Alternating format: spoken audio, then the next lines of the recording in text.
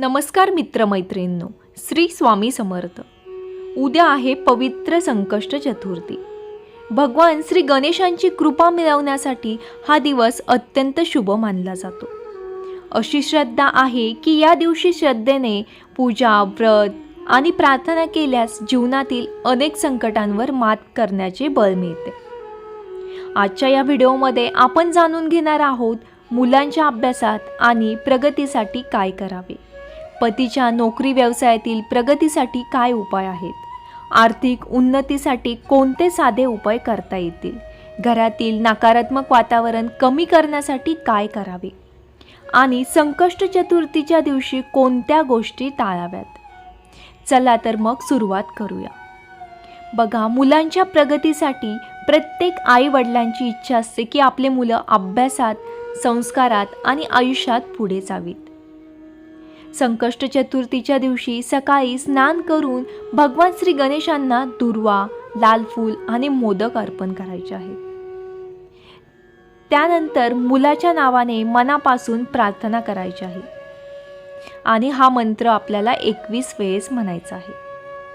ओम गण गणपतेय नमः, ओम गण गणपतेय नमः.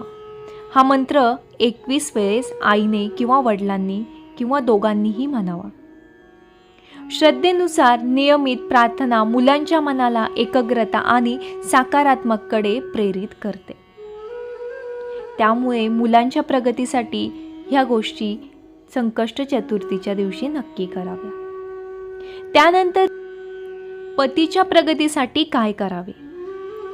जर पतीच्या नोकरीत अडचणी येत असतील, व्यवसायात अडथळे असतील किंवा मेहनतीनुसार यश मिळत नसेल, तर या दिवशी गणेश पूजनेनंतर त्यांच्या नावाने प्रार्थना करा. गणपतीला गूळ आणि हरभरा किंवा मोदकाचा नैवेद्य दाखवा आणि त्यांच्या उत्तम आरोग्यासाठी, म्हणजेच आपल्या पतीच्या उत्तम आरोग्यासाठी, योग्य निर्णय क्षमता आणि प्रगतीसाठी प्रार्थना करा.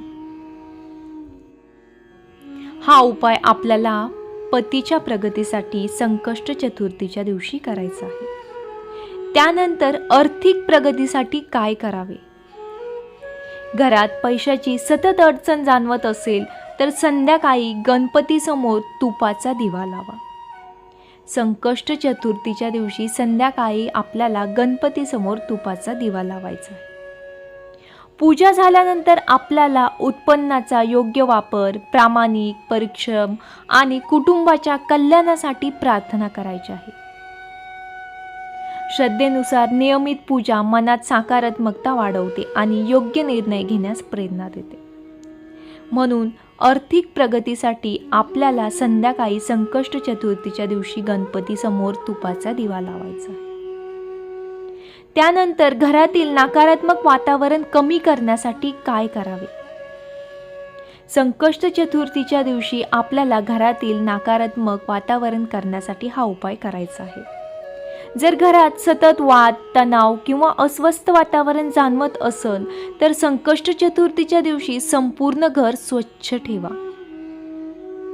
पूजेनंतर गणेशाची आरती करा आणि घरातील सर्वांनी मिळून प्रार्थना करा. घरात शांत, प्रेमळ आणि सुसंवादी वातावरण निर्माण करण्यासाठी परस्पर संवाद, संयम आणि आदर यांनाही तितकेच महत्त्व आहे. त्यानंतर बघा, संकष्ट चतुर्थीचे विशेष उपाय आपल्याला काय करायचे आहे. भगवान गणेशांना 21 दुर्वा आपल्याला अर्पण करायचे आहे. हे उपाय आपण दर संकष्ट चतुर्थीच्या दिवशी देखील करू शकतो. भगवान गणेशांना 21 दुर्वा अर्पण करा. त्यानंतर शक्य असल्यास मोदकाचा नैवेद्य दाखवा. गणेश अथर्वशीर्ष किंवा गणेश स्तोत्राचे पठण करा. गरजूंना अन्नदान किंवा मदत करा. रात्री चंद्रदर्शन करून व्रताची सांगता करा. या दिवशी आपल्याला ह्या गोष्टी करायच्या आहेत. त्यानंतर कोणत्या गोष्टी आपल्याला टाळायच्या आहेत. कोणाचाही अपमान करू नका. खोटे बोलणं आणि वादविवाद टाळा.